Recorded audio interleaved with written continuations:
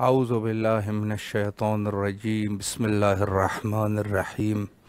امام حسین علیہ السلام فور عالمی چینل کربلا مقدسہ کے آن لائن ٹرانسمیشن پروگرام عارفت منتظر اجل اللہ تعالی فرجہ الشریف میں آپ کی خدمت میں حاضر ہے، اور اگر آپ چاہتے ہیں کہ ہمارے پروگرامز کو ملاحظہ فرمائے تو جادو ٹی وی، روکو T V, Amazon fire T V, apple T V اور بہاؤ نگر گجرات ہندوستان کے رہنے والے حسینی چینل کے توسط سے ہمارے نشریات کو ملاحظہ فرما سکتے ہیں۔ اور اس کے علاوہ وہ حضرات جو سوشل میڈیا کے ذریعے سے ہمیں فالو کرنا چاہتے ہیں تو یوٹیوب اور فیس بک پر بھی ہمارے لائیو پروگرامز کو دیکھا جا سکتا ہے، اور اس کے علاوہ ہمارا ایک اپلیکیشن بھی ہے کہ جس کو آپ اپنے موبائل میں ڈاؤن لوڈ کر کے دنیا کے کسی بھی کونے سے آپ کربلا مقدسہ کی نورانی فضاؤں کو اور امام حسین علیہ السلام ٹی وی کو کے دیکھنے کی سعادت حاصل کر سکتے ہیں۔ گفتگو کا سلسلہ ماہ رمضان العظیم کے عنوان سے ہمارا جاری ہے، اور یقیناً اس کا مقصد یہ ہے کہ اللہ سبحانہ و تعالی نے ہمیں جو فرصت دی ہے، ہمیں جو موقع فراہم فرمایا ہے ماہ رمضان کی شکل میں، تو اس موقع سے ہم فائدہ اٹھائے اور اس امر مہم کے لیے آمادہ ہو جائے کہ جس سے جو رضائے الہی ہے، جس کے لیے گویا یہ بھی کہا جا سکتا ہے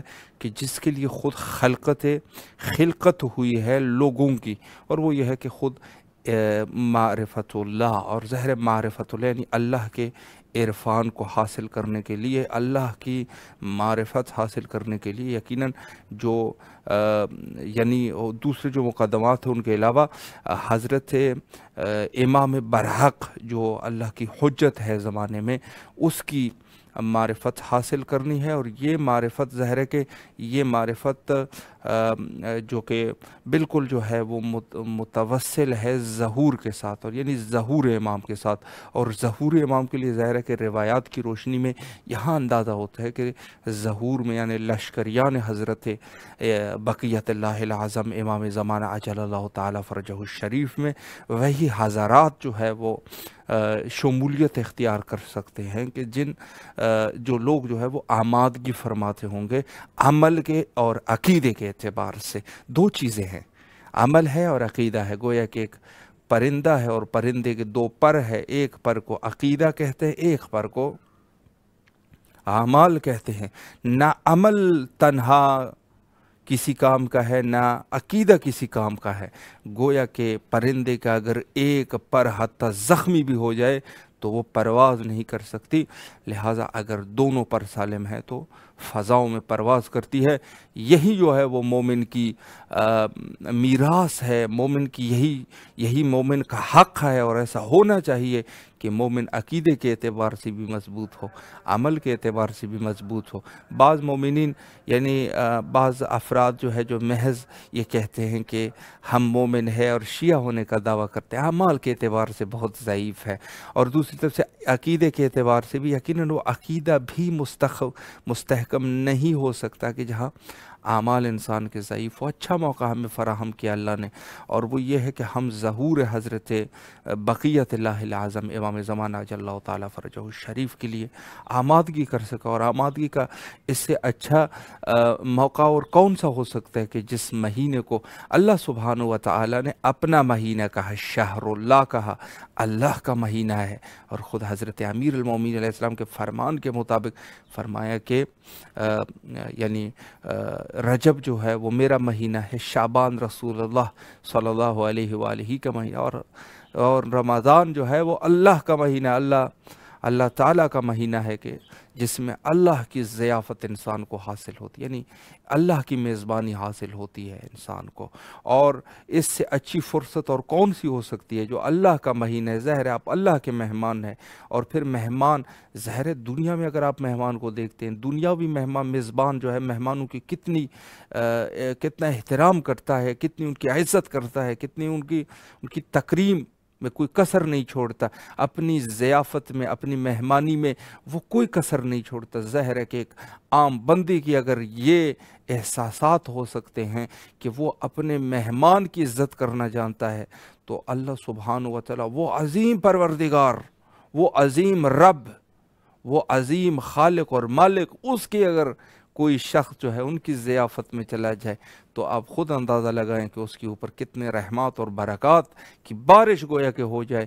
تو یہ جو ہے شہر اللہ ہے، اللہ کا مہینہ ہے، اور ہم اللہ کے اس مہینے میں یقیناً یقیناً اس عرفان کے حد تک جا سکتے ہیں کہ جس کے لیے خود اللہ سبحانہ و تعالی نے خلقت، یعنی خود پورے انسانیت کو خلق اس واسطے کیا کہ خود اللہ کی معرفت حاصل ہو جائے۔ اور اللہ کی معرفت یقیناً ہم پہلے بھی پروگراموں میں عرض کر چکے ہیں کہ امام کی معرفت گویا کہ اللہ کی معرفت ہے، یعنی خود امام کے عرفان کے حد تک، جو کہ غیر ممکن ہے، بطور کامل غیر ممکن ہے، لیکن وہاں تک جہاں رسائی ہو سکتی ہے، اگر انسان جو ہے وہ آگے چلا جائے اور کوشش کرے کہ وہ اللہ کی معرفت حاصل کرے، تو اس کی جو ہے اس کے لیے رستے کھل جاتے ہیں۔ اور خود اللہ کا وعدہ ہے، اے بندہ تو میرے رستوں میں تو چل کے کوشش تو کر لے، میں تیرے لیے رستے ہموار کر دوں گا، تجھے ہدایت کر دوں گا، اور تیری ایسی ہدایت کر دوں گا کہ تجھے کہ کوئی گمراہی کا پہ خطرہ نہ ہو۔ تو یہ اللہ کی عظمت ہے، اور اس مہینے میں ایک اچھی فرصت ہے ہمارے پاس۔ سب سے پہلے مرحلے پر انسان جو ہے اپنے جو گزشتہ جو اعمال ہے، جو مشکلات ہے، جن میں ہم گناہ کر چکے ہیں، ان سے توبہ کر لیں۔ انسان توبے کا دروازہ بھی کھلا ہے، اب تو یہ بھی کہہ سکتے ہیں کہ بار الہ ہم تو تیرے مہینے میں اب داخل ہو چکے ہیں، اب تو معاف کر دے۔ ظاہر ہے کہ گھر میں کسی کے جاؤ گے، مہمان کریم ہے، جو بھی آپ پیشکش کرو گے وہ برآوردہ کر دیتا ہے۔ اللہ سبحانہ و تعالی سے کریم اور کون ہو سکتا ہے؟ جا کے ان کو کہنا چاہیے، اسی ماہ میں کہنا چاہیے کہ ہم گنہگار ہیں، ہماری بخشش فرمائے۔ یہاں پر لیتے ہیں ایک چھوٹا سا بریک۔ پروگرام کے نیکسٹ سیگمنٹ میں انشاءاللہ ماہ رمضان العظیم اور روزوں کی عظمت کے عنوان سے گفتگو کریں گے۔ حجت الاسلام المسلمین عالی جناب مولانا سید محمد اطہر کاظمی صاحب قبلہ میرٹ انڈیا سے ہمارے ساتھ انشاءاللہ محو گفتگو ہوں گے، گفتگو کو سلسلہ ان کے ساتھ رکھیں گے۔ یہاں پر لیتے ہیں ایک چھوٹا سا بریک، اور انشاءاللہ العزیز اگلی سیگمنٹ میں آپ کے حاضر خدمت رہیں گے۔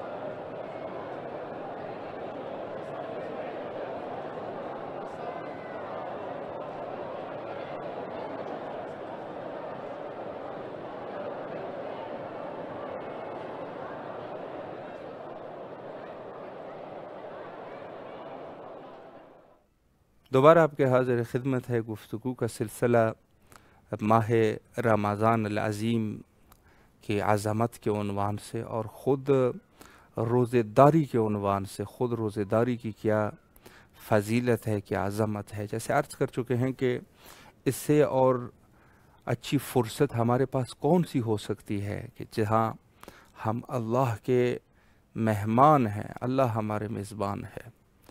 تو یقیناً پہلا گام جو ہم لے سکتے ہیں وہ یہ ہے کہ اگر اپنی ہدایت کرنی ہے تو سب سے پہلے انسان اپنے گناہوں سے توبہ کر لے۔ گناہوں سے توبہ یقیناً کیا جا سکتا ہے، اور اس ماہ میں بطور احسن آپ کی توبہ قبول ہو سکتی ہے، چونکہ ظاہر ہے کہ عرض کر چکے ہیں کہ جب میزبان اتنا کریم ہے اللہ سبحانہ و تعالی، تو یقیناً آپ جس چیز کا بھی مطالبہ کریں گے، میزبان کا حق بنتا ہے کہ اس کو برآوردہ کریں، اس کو پورا کرے، قبول کرے اس خواہش کو۔ تو یقیناً ہمیں اپنی اصلاح کرنا چاہیے اسی ماہ میں، اور خود حضرت امام زمانہ عجل اللہ تعالی فرجہ الشریف کے ظہور کے لیے آمادگی کرنا چاہیے۔ خوشبختانہ ہمارا رابطہ قائم ہو چکا ہے حجت الاسلام والمسلمین عالی جناب مولانا سید محمد اطہر کاظمی صاحب قبلہ کے ساتھ۔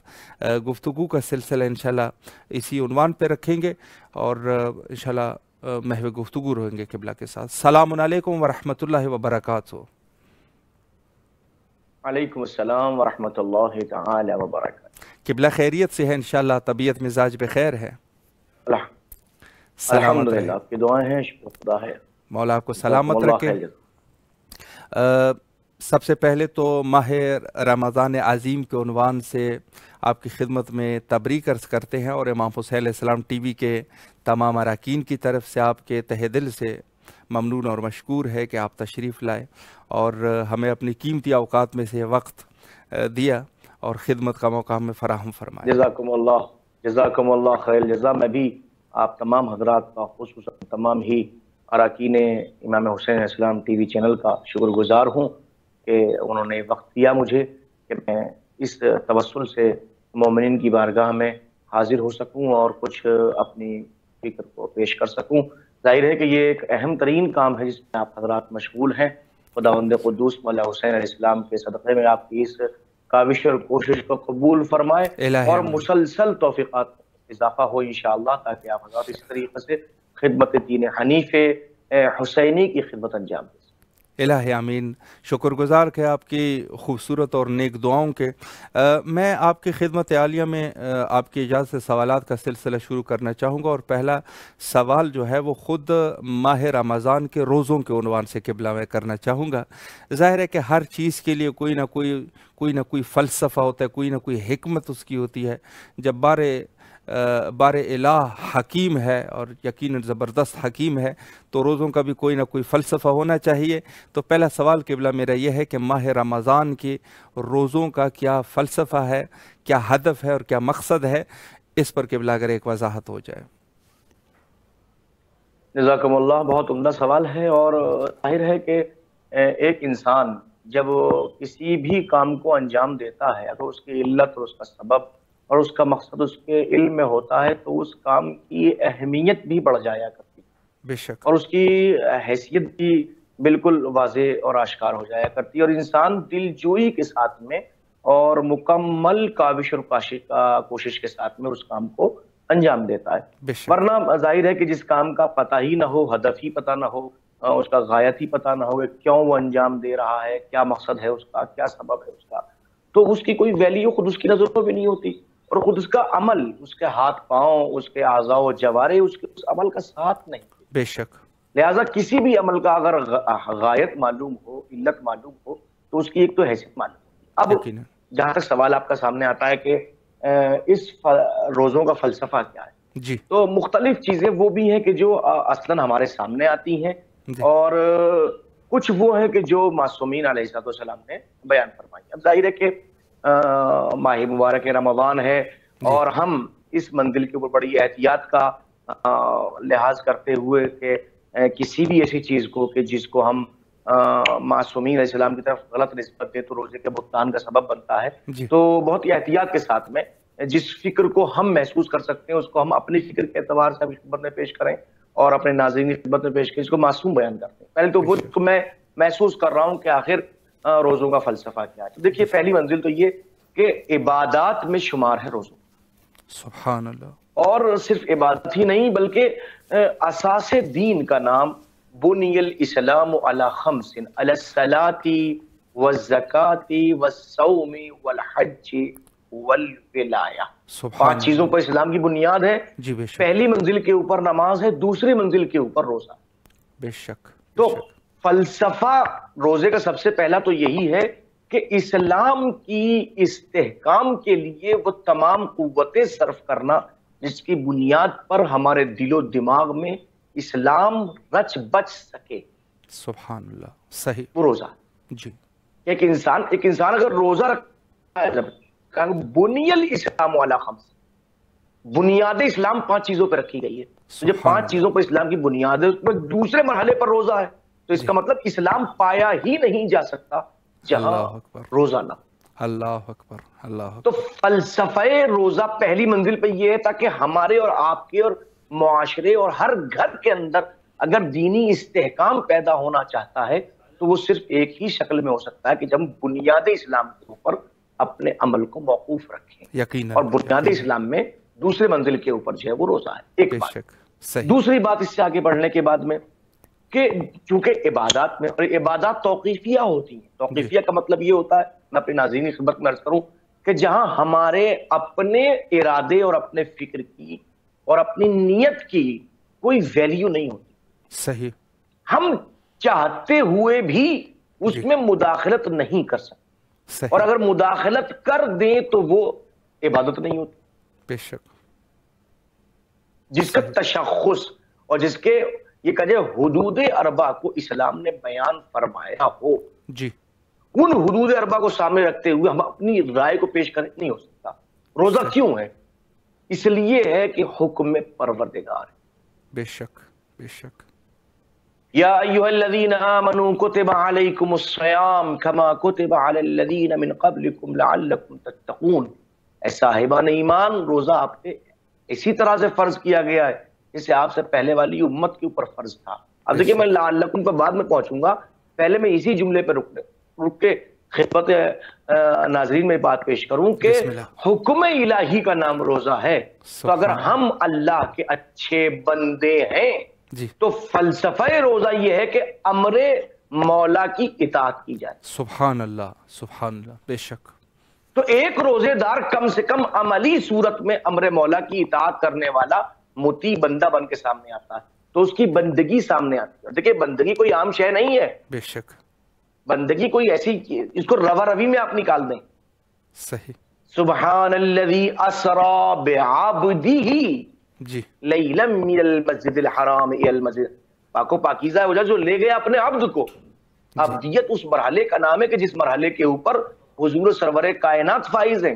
اب اگر کوئی متبع سرور کائنات بننا چاہتا ہے، چونکہ لقد کان لکم فی رسول اللہ اسوۃ حسنہ، ہمارا کام ان کی سیرت کے اوپر عمل کرنا ہے، لہذا اس بنیاد پر ضرورت ہے کہ ہم امر مولا کو بجا لائیں تاکہ ہم صحیح معنی میں عبد کہلائے جا سکیں، بے شک، بے شک، اور یہ اسی وقت ہوگا جب ہم روزہ رکھیں گے۔ یقیناً، دوسرا مرحلہ۔ تیسری بات خدمت عالیہ میں عرض کروں خدمت میں، جو خود اس آیہ کریمہ کی آخر کے جملے میں موجود ہے، لعلکم تتقون، سبحان اللہ، صحیح، فلسفہ روزہ خود اس آیہ کریم موجود ہے۔ روزہ کیوں فرض کیا گیا؟ پروردگار، ایک عجیب بات آپ کی خدمت میں، ابھی میں نے آپ کے الفاظ کو محترم برادر عزیز سن رہا تھا، تو آپ نے بیان فرمایا کہ ظاہر ہے کہ یہ مہینہ وہ مہینہ ہے کہ اس کے اندر میزبان جل جلالہ تعالیٰ کریم، جی بے شک، مہمان اس کا بندہ ہے۔ جی تو اب کرامت الہی کے خلاف ہے نئی بات کہ بندہ مہمان کی شکل میں موجود ہو اور اس کے پاس نعمتیں موجود نہ ہوں۔ جی لیکن بارز معذرت، اب میں سوال قائم کر کے پھر میں آپ کے سوال کی اور وزید وضاحت کروں گا، جواب دوں گا جی کہ یہ کیسا میزبان ہے کہ دنیا کا ہر میزبان اپنے مہمان کے سامنے نعمتیں رکھتا ہے، وہ کھائے پیے، یہ کہہ رہا رک جاؤ کھاؤ نہیں، پیو نہیں. اللہ اکبر، اللہ اکبر. یہ کام نہ کرو، یہ کام نہ کرو. تو آخر اب دیکھیے کتنی اہم بات ہے. میزبان مہمانی کسے کہتے ہیں ہمارے اور آپ کے معاشرے میں؟ دیکھیے میرا تعلق ہندوستان سے ہے، میں بھارت سے تعلق، آپ پاکستان سے تعلق رکھتے ہیں. گفتگو بین الحرمین الحمدللہ ہو رہی ہے، اور الحمدللہ ہم اتنی اہم نسبتوں سے وابستہ ہیں.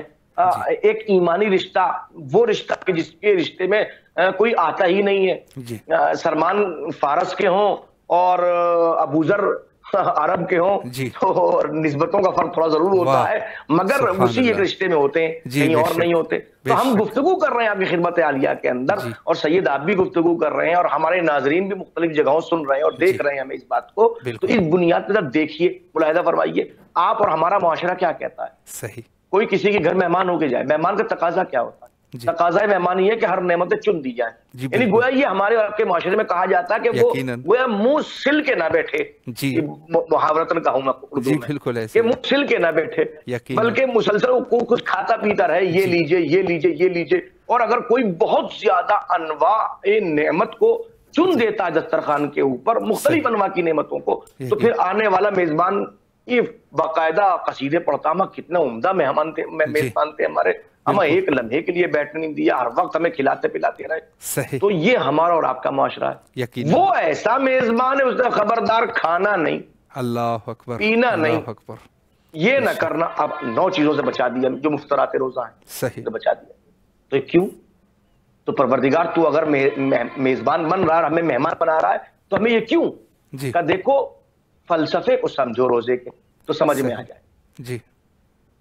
ہم تمہاری زندگی کو تقوی سے قریب تر کر چاہتے ہیں. سبحان اللہ. لعلکم تتقون. ہم نے روزے کو اس لیے فرض کیا ہے تاکہ تم متقی بن جاؤ. اللہ اکبر. اب یہاں دیکھیے علماء نے باقاعدہ اس فلسفے کی بڑی گفتگو کرتے ہوئے کہ انہوں نے کہا تقوی کی 3 منزلیں. صحیح. پہلی منزل تقوی کی یہ ہوتی ہے کہ انسان محرمات سے بچ جائے. صحیح. جتنی حرام چیزیں ہیں اس سے بچے، اس کے بچنے کا نام تقویٰ ہے. جو بھی حرام کام انجام نہیں دیتا وہ متقی ہوتا. بے شک. صحیح. دوسری منزل ہے مکروہات سے بچنے کا نام تقویٰ ہے. اللہ اکبر. جتنی مکروہات ہیں، یعنی کہ محرمات سے تو بچتا ہی بچتا ہے انسان، مکروہات سے بھی پرہیز کر رہا ہے. یعنی کہ اب وہ یہ عالم ہے کہ ایک مکروہ کام بھی انجام نہیں دیتا. مکروہ کا مطلب میں آپ کی خدمت اندر میں اگر میں علمی اعتبار سے اس بات کو کہوں تو ترک اولا. صحیح. ترک اولا جی، کہ جس کا ترک کرنا اولا ہے وہی تو مکروہ ہے. جی جی جی جی بالکل. اور انسان اس منزل پا جاتا ہے کہ مکروہات. اور تیسری سب سے بڑی منزل ہے مباحات کا ترک. جی، یہ تقوی کی اعلیٰ ترین قسم ہے. مثلاً پانی پینا مباح ہے، کھانا کھانا مباح ہے، یہ تمام مباح ہیں. لیکن ان چیزوں سے بچنے کے لیے بھی اللہ کا حکم کی بنیاد کے اوپر ہم ایسے ہو گئے کہ اب یہ تقوی کی اہم ترین منزل پر فائز ہو گئے. تو روزے کا سب سے بڑا فلسفہ لعلکم تتقون کی بنیاد پہ یہ ہوتا ہے کہ اللہ جل جلالہ تعالی کریم اس میں محرمات سے بھی بچاتا ہے، اس کے اندر مکروہات سے بھی بچاتا ہے، اور مباحات سے بچا کے تقوی کی اعلیٰ قسم کے اوپر فائز کر کے ہمیں ایسا بندہ بنانے کی کوشش کرتا ہے جیسے وہ ہمیں خود چاہتا. سبحان اللہ، سبحان اللہ. بے شک. یہ دیکھیے اب یہ 3 مرحلے سامنے آئے خدمت میں، اور میں ایک بات کو خدمت میں عرض کروں گا تاکہ گفتگو اچھی طرح سے واضح ہو جائے اور پھر فلسفہ اچھی طرح ہو جائے. جی، لعلکم تتقون کے بعد میں وہ کیا؟ دیکھیے روزہ کیوں؟ دیکھیے عموماً کوئی بھی عمل ہو، اس عمل کا فائدہ کسے ہوتا ہے یہ دیکھا جاتا. جی، میں اور آپ گفتگو کر رہے ہیں، ہم امام حسین علیہ السلام ٹی وی چینل کے ذریعے سے ہم گفتگو کر رہے ہیں، اور ہماری گفتگو مختلف ممالک میں مختلف اردو داں افراد، اردو سمجھنے والے افراد دیکھ رہے ہیں، سن رہے ہیں. کچھ لوگ ڈائریکٹ دیکھ رہے ہیں، لائیو دیکھ رہے ہیں، کچھ لوگ بعد میں دیکھیں گے وغیرہ وغیرہ، جیسا جس کو میسر ہوتا ہے. جی بالکل. پہنچ رہی گفتگو. تو میرا مقصد، ہدف کیا ہے؟ ہدف یہ تھا کہ میری بات لوگوں تک پہنچے، اور آپ کا ہدف یہ تھا کہ صحیح معلومات عقائد کے اعتبار سے، اعمال کے اعتبار سے، افکار کے اعتبار سے درست فکریں لوگوں تک پہنچیں تاکہ لوگوں کی فکریں درست ہو، تاکہ معاشرہ درست ہو جائے. یقیناً. یہی تو مقصد ہے، ہدف یہی تو، اس کے علاوہ کچھ اور مقصد نہیں ہے. جاننے کی بات ہے. اب یہاں جناب علی دیکھیے کہ روزے کا فلسفہ کیا، فلسفہ روزہ کیا ہے، اس کا فائدہ کسے مل رہا ہے. میں بھوکا ہوں، میں پیاسا ہوں، میں ہوں نا جی تو مجھے کیا فائدہ؟ اللہ نے حکم دیا کیوں؟ پروردگار بھوکا میں ہوں، کوئی بھوکا رہنا نہیں چاہتا. صحیح. پروردگار میں پیاسا ہوں، جی کوئی پیاسا رہنا نہیں چاہتا. بالکل بالکل نہیں چاہتا مگر تو حکم دے رہا ہے، کیوں؟ صحیح. دیکھیے بات واضح ہو رہی ہے نا. جی دیکھیے جی بھائی بالکل وہ کوئی انسان نہیں چاہتا. یقیناً. دیکھیے ہمارے ہندوستان میں اس وقت جو معاملہ ہے 4:30 بجے صبح کو ہمارے میرٹھ کے اندر جی ختم سحر کا مرحلہ ہوتا ہے اور 7:05 کے اوپر لگ بھگ ہمارے یہاں اندازاً تقریباً یہ افطار کا مرحلہ ہوتا ہے. جی جی تو صحیح. دیکھیے کتنا بڑا روزہ ہو گیا جی بھائی. تقریباً نہ صحیح تو 15 گھنٹے کا روزہ ہو رہا ہے، جی جی 15-16 گھنٹے کا روزہ ہو رہا ہے. بالکل تو بالکل 15-16 گھنٹے کون چاہے گا پیاسا رہے؟ کون چاہے گا بھوکے رہے؟ مگر رہنا پڑتا ہے. کیوں رہنا پڑتا؟ حکم الہی ہے. کیوں ہے؟ اللہ اکبر اللہ اس اکبر. فلسفے کو سمجھ لیجیے معاملہ جی سچ بے کیوں ہے؟ شک. کس لیے؟ اس لیے نہیں ہے جی کہ وہ چاہتا ہے. اس کو کیا فائدہ بھائی؟ ہماری بھوک سے اسے کیا فائدہ؟ کیا اس کی صحیح. الوہیت میں اضافہ ہوگا؟ جی کیا وہ بہت بڑا معبود بن جائے گا؟ ہمیں کھانا نہ کھلا کے اس کا کھانا بچ جائے گا؟ جی نہیں، ایسا بالکل نہیں. صحیح. یہ ہم جیسے مادی فکر رکھنے والے فرد ضرور سوچ سکتے ہیں کہ اگر کسی ایک فرد ایک وقت کھانا نہیں کھایا تو اس کا ایک وقت تک کھانا بچا تو ہمارا فائدہ ہوا. نہیں، اس کیا نہیں ہے. وہ تو وہ ہے کہ ان اللہ یرزق من یشاء بغیر حساب.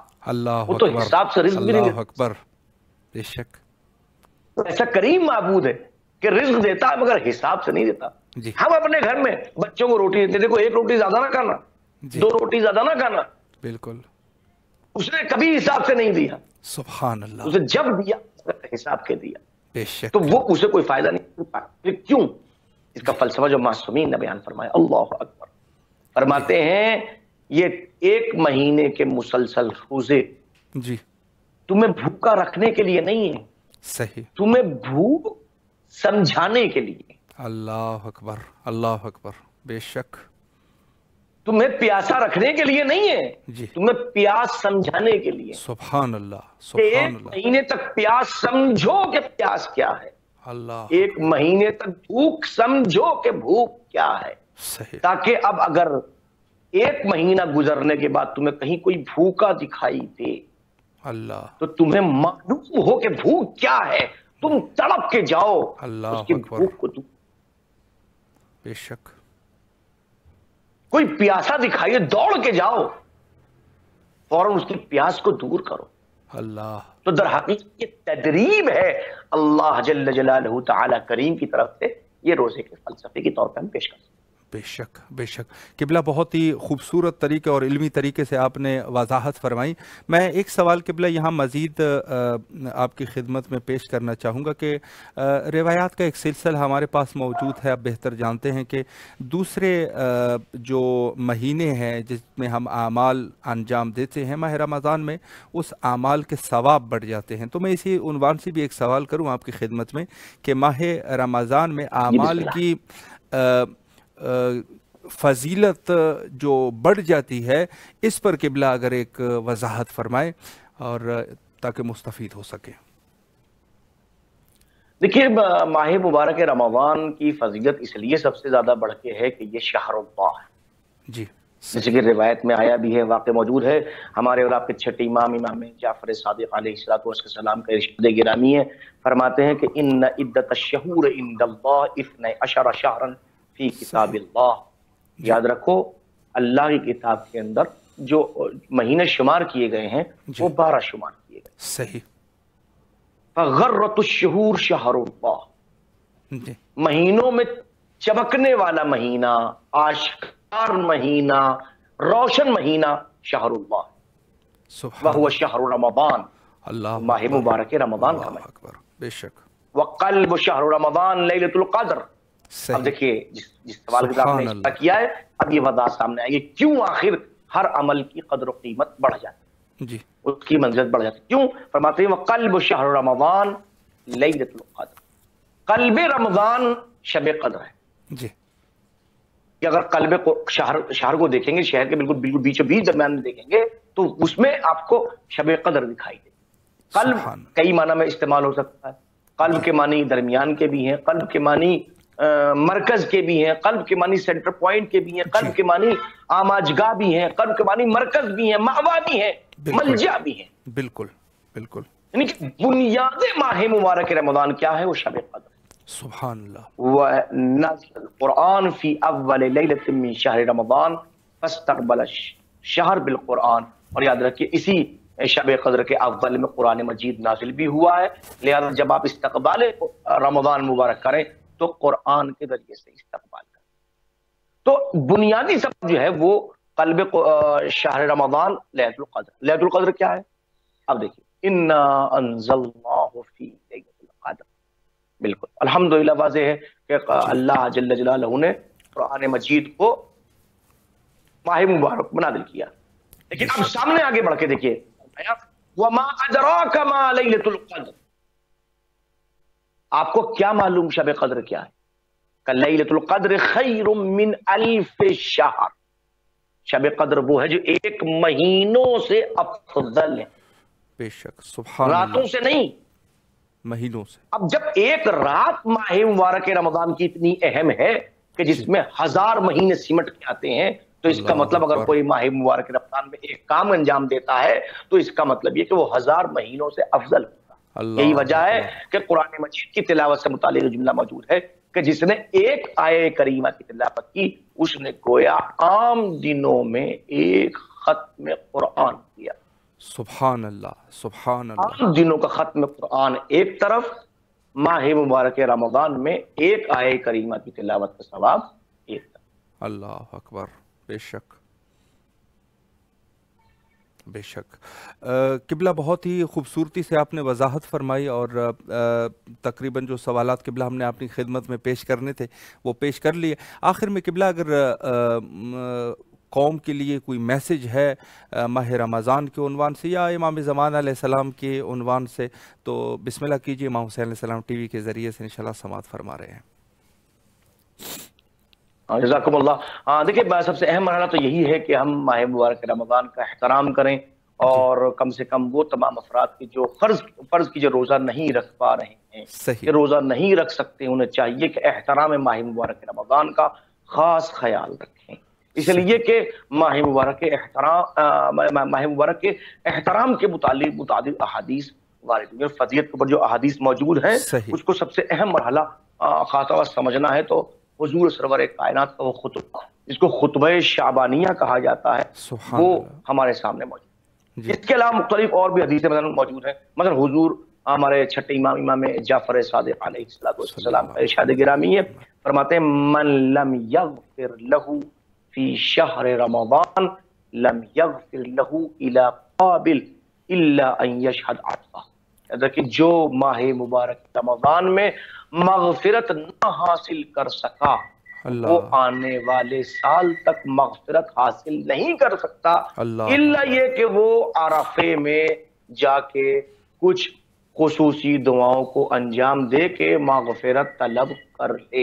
یعنی اس کا مطلب یہ ہے کہ مغفرت سے متعلق بھی اہم ترین گھڑی ماہ مبارک رمضان کی ہے، لہذا ہمیں جتنا چاہیے، جتنا ہو سکتا ہے، جتنا امکان ہے ہمارے اندر، اتنے امکان کو سامنے رکھتے ہوئے ہم مغفرت، مسلسل مغفرت، لگاتار مغفرت کا سوال ذات برکت پروردگار کی بارگاہ میں کریں تاکہ ہمیں اللہ جل جلالہ تعالیٰ کی طرف سے معرفت کا حصول ہو سکے۔ پھر دوسری اہم منزل اس جگہ پر آتے آتے جب ہم ماہ مبارک رمضان کو دیکھتے ہیں تو اس پہ پھر اس بات کا خاص خیال رکھیں کہ جو احکامات وارد ہوئے ان کا خاص طور پر، وہ ثواب وارد ہوئے ہیں ان کا، جو مطلب خصوصاً نصیحتیں معصومین کی طرف سے وارد ہوئی، مثلاً جس کسی انسان نے ایک انسان کو روزہ افطار کرایا، صحیح، گویا اس نے خلق خدا کو کھانا کھلا دیا۔ اللہ اکبر۔ وہ تمام مخلوقات کے جو بھوکے ہیں ان کو گویا کھانا کھلا دیا۔ کتنا بڑا ثواب ہے۔ اور پھر کچھ تعداد بھی موجود، 70 افراد کو کھانا کھلانے کے برابر، 700 افراد کے مطابق 7000 کے برابر مختلف روایتیں موجود ہیں۔ تو ہمیں اس ماہ مبارک رمضان کے اندر جل جلالہ تعالی کی خصوصیت کو کچھ دعاؤں کو انجام دینا چاہیے اور مغفرت طلب کرنی چاہیے۔ مگر اب دیکھیے میں نے اس منزل پہ جو مغفرت کا سوال آپ کی خدمت میں پیش کیا اس کی خاص وجہ میں سے ایک وجہ یہ ہے کہ مغفرت جل جلالہ تعالی کریم کی بارگاہ، ہم اس کے مہمان، وہ ہمارا میزبان، بے شک مگر اس کے باوجود وہ واجب الوجود ہے، جی ہم ممکن الوجود۔ بے شک ممکن کتنا ہی زیادہ بلند و بالا کیوں نہ ہو جائے، ذات واجب تک نہیں پہنچ سکتا، جی بے شک اور ذات واجب اپنے کمال کی بنیاد پر ممکن تک نہیں آ سکتا، صحیح بے شک کمال وجود کی بنیاد پر۔ لہذا ضرورت ہے کہ ایک رابطہ درمیان میں ہو، جی جو رابطہ ادھر واجب جیسا ہو تاکہ واجب سے لے سکے، صحیح ادھر ممکن جیسا ہو تاکہ ممکن تک بات کو پہنچا سکے، بے شک اور اس رابطے کا نام حضرت حجت اجل اللہ تعالی فرجہ الشریف، محمد بے شک وہ شخصیت جس کا وجود آج ہمارے درمیان پوری کائنات کو باقی رکھے، جی کہ اگر ان کا وجود نہ ہوتا تو ہم جی ختم ہو چکے ہوتے، بے شک فنا ہو چکے ہوتے، برباد ہو چکے ہوتے۔ جی آج ہمارا وجود کا خون منت ہے، لہذا اس ماہ مبارک رمضان میں ہماری خصوصی ذمہ داری ہے کہ جب بھی ہم ذات برکت عالی کی خدمت میں اپنے ہاتھوں کو بلند کریں جی تو مسلسل ذات احدیت کی خدمت میں دعا کریں کہ پروردگار ہمیں اپنے زمانے کے امام سے قربت نصیب فرما، اور یہ الہ قربت معرفت کے ساتھ نصیب فرما، الہ آمین تاکہ ہم جس دعا کو بارگاہ خداوندی میں پیش کر رہے ہیں وہ واقعی یہاں سے وہاں پہنچ سکے۔ چلیے کہ جب تک درمیان میں حضرت حجت نہیں ہوں گے بے شک ہماری دعا مستجاب نہیں ہو سکتی۔ یقیناً تو استجابت دعا کے لیے حضور سرور کائنات کے اس اہم ترین وسیع اور اس اہم ترین بیٹے کا ہونا بہت ضروری ہے، جس کو حضرت حجت کے نام سے پہچانتے ہیں۔ بے شک لہذا اس جگہ پر ہماری واقعی ذمہ داری ہے کہ ہم اپنی دعاؤں میں خاص طور پر پھر سورہ مبارک قدر نے کیا کہا، دیکھیں میں نے یہاں گفتگو کی، لیلۃ القدر خیر من الف شہر، کیا ہوتا ہے لیلۃ القدر خیر؟ یہی تو سورہ ختم نہیں ہوتا، جی لیلۃ القدر خیر من الف شہر پہ سورہ ختم نہیں ہوتا، صحیح سورہ آگے بڑھتا ہے، جی آگے بڑھ کے جب منزل پہنچتی ہے تو پھر یہاں پر ملائکۃ والروح فیہا، اللہ اکبر اس شب قدر کے اندر روح بھی نازل ہوتی ہے، اللہ ملائکہ بھی نازل ہوتی ہے، اللہ اکبر لے کے آتے ہیں امر و سلام، جی کچھ امور آتے ہیں، تو جب امر آتے ہیں تو کسی اولو الامر کے پاس میں آتے ہیں، اللہ اکبر بے شک جب سلام آتا ہے تو کسی ایسے فرد کے پاس میں آتا ہے جو سلام کے لائق ہو، جی بے شک اللہ کا سلام ہر کسی کے لائق نہیں ہوتا، یقیناً وہ وجود وجود اگر کوئی ہے تو اس کا نام نامی حضرت حجت اجل اللہ تعالیٰ۔ صلی اللہ علیہ محمد وآل محمد بے شک تو اس ماہ مبارک رمضان میں شب قدر کے اندر تمام امور کا نازل ہونا صاحبان امر کے اوپر اور صاحب الامر کے اوپر، معاف کیجئے میں جملے کو پلٹ دوں اور میں اصلاح کر لوں اپنے جملے کی، صاحبان امر نہ کہتے فقط صاحب امر کے اوپر، وہ اس سبحان وقت اللہ فقط ایک ہی صاحب امر ہے، بے شک بے شک تو صاحب امر کے اوپر امر کا نازل ہونا ماہ مبارک رمضان میں، تاکہ تمام تقدیرات معین ہو سکیں اور ہر انسان کو اس کی تدبیر کے مطابق صحیح رزق مل سکے اور ہر کیفیت اس کو میسر ہو سکے۔ بے شک تو میں تمام ہی عالم اسلام سے جہاں تک میری بات پہنچ رہی ہے یہ استدعا کروں گا، یہ اپیل کروں گا، یہ ان کی خدمت اقدس میں التماس پیش کروں گا کہ خدا را ماہ مبارک رمضان کی عظمت کو سمجھتے ہوئے عظمت حضرت حجت سے بے خبر نہ رہیں، بے شک ان سے لو لگائیں، اپنی دعاؤں کو ان کے توسط سے اللہ جل جلالہ تعالیٰ کریم کی بارگاہ میں پیش کریں تاکہ ہم واقعی طور پہ اچھے عبد بن سکیں۔ انشاءاللہ انشاءاللہ قبلہ اللہ آپ کے توفیقات خیر میں اضافہ فرمائے۔ ایک دفعہ پھر بھی امام حسین علیہ السلام ٹی وی کے تمام اراکین کی طرف سے آپ کے ممنون اور مشکور ہے کہ آپ تشریف لائے اور نہایت ہی مہم نکات پہ آپ نے اشارہ فرمایا۔ کربلا مقدسہ میں آپ کی طرف سے نائب وزیر اور دعا گو ہے، اور امام حسین علیہ السلام ٹیم کے تمام اراکین کے لیے قبلہ آپ سے التماس سے دعا کرتے ہیں۔ جزاکم اللہ خیر جزا، پروردگار آپ کی توفیقات میں اضافہ فرمائے، اور سید میں آپ کی خدمت اقدس میں شخصیاً بھی عرض کروں گا کہ ممکن ہو سکے تو میرا سلام ذریعہ حضرت ابو السلام اور ذریعہ مولا ابو الفضل عباس السلام تک پہنچائیں. جزاکم اللہ. تمام ہی اراکین امام حسین ٹی وی چینل کی خدمت اقدس میں مسلسل دعا گو ہوں. اللہ ان سب کی توفیقات. الہ آمین، الہ آمین. مولا آپ کو سلامت رکھے. فی امان اللہ. اللہ حافظ، اللہ حافظ. جی یہ تھے ہمارے ساتھ حجت الاسلام والمسلمین علی جناب مولانا سید محمد اطہر کاظمی صاحب قبلہ، میرٹھ ہندوستان سے. بہت ہی خوبصورت گفتگو اور عالمانہ گفتگو فرماتے ہیں، اور یقیناً ضرورت بھی ہے کہ ہمارے علماء جو ہے ان کی بات کو سمجھا جا سکے اور ان کو پہلے سن کے سمجھائے جائے.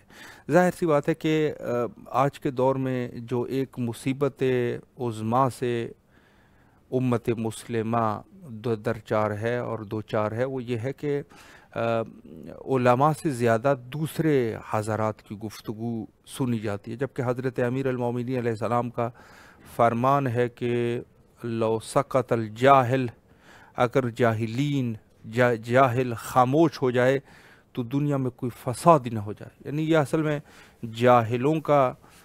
جاہلوں کے منہ سے نکلتی ہوئی آوازیں ہیں اور جاہلین کی یہ گفتگو ہے. جاہل کو ہم نے اہمیت دے دی تو مصیبتیں جو ہے وہ بڑھ گئی. تو بہرحال علماء کی گفتگو سننا یہ ضروری ہے اگر انسان جو ہے وہ چاہے کہ کچھ کسی حد تک پہنچ جائے اور کسی حد تک جو ہے ان میں عقل اور ان کے معاشرے میں کچھ تبدیلی آئے. تو یقیناً ہمیں علماء کو ہی احترام کرنا چاہیے اور علماء کو ہی بولنے کا موقع دینا چاہیے. یہ سب جو بھی ہے ہمارے مقدس مہینے جس میں سے ماہ رمضان بھی ہے، اس میں ایک برکت جو ہوتی ہے مذہب کی بھی بڑی ترقی ہو جاتی ہے، چونکہ ماہ رمضان میں ظاہر ہے کہ تبلیغ کا بھی موقع ہوتا ہے، اور اس میں ہم لوگوں کو کوشش کرنی چاہیے کہ تبلیغ کا سلسلہ بڑے تو بہرحال بڑے ہیں، لیکن جو چھوٹے ہیں ان کو اس موقع سے فائدہ اٹھاتی ہوئے ان کی انسان ایک بہت اچھی طریقے سے تربیت کر سکتا ہے. وہ یہ ہے کہ اگر ہمارے چھوٹے بچے ہیں گھروں میں تو یقیناً ان کو کوشش کرے کہ عادت دلائیں کہ بندگی کی عادت، اللہ کے بندگی کی عادت، اور دنوں کی اہمیت کا اندازہ اس کو ہو جائے کہ اس کی کیا اہمیت اور فضیلت ہے. مثلا بس اوقات ایسا ہوتا ہے اور ہم نے دیکھا بھی ہے، جو سمجھدار لوگ ہوتے ہیں جو اپنے بچوں کو تربیت کرنا چاہتے ہیں تو ان کو جو ہے وہ بار بار یاد دلاتے ہیں کہ مثلا یہ ماہ رمضان کا مہینہ ہے اور اس میں مثلا روزے رکھیں. تو اس میں جو ہے بچے کو بھی روزہ رکھواتے ہیں، اور بچے کو مثلا روزہ رکھوا کے، میرا بچہ تو بچہ ہے، صبح اٹھ کے دوبارہ اس نے کچھ نہ کچھ تو کھائے گا، لیکن یہ ہے کہ جہاں آپ نے اس کو سحری کے لیے اٹھا دیا اور سحری میں اس نے کچھ کھا لیا، یہ بھی اس کی تربیت میں اثر انداز ہوگا. تو بہرحال یہ سب چیزیں جو ہے ضروری ہے، اور ہماری بہت اچھا موقع ہے کہ ہم خود بہرحال جو بڑے ہیں وہ تو بڑے ہیں، ان کو بھی اصلاح کی ضرورت یقیناً ہوتی ہے، لیکن یہ ہے کہ چھوٹے جو ہمارے ہیں، جو بچے ہیں، ان کی اصلاح میں اور ان کی تربیت میں بہت اچھا کردار ادا کر سکتی ہے ماہ رمضان. تو اس میں جو ہے بعض لوگوں کو آپ نے دیکھا بھی ہوگا جو قرآن پڑھتے ہیں اور بچوں کو بھی قرآن پڑھاتے ہیں، زیادہ پڑھاتے ہیں. بچے تو مثلا قرآن نہیں پڑھ سکتے، چھوٹے ہوتے ہیں، لیکن یہ ہے کہ بہت لوگ اچھی عادت ہے کہ ہم بچوں کو بھی قرآن جو ہے ماہ رمضان میں پڑھائیں اور قرآن کی طرف رغبت دے، نماز کی طرف رغبت دے. یہ سب چیزیں جو ہے وہ ضروری ہے، اور اس مقدس مہینے میں حجت خدا کے ظہور کے لیے کثرت سے دعا کرنے کی ضرورت ہے. تمام مومنین کے نیابت میں بین الحرمین ہم بھی دعا کرتے ہیں. اللہم عجل لولیک الفرج.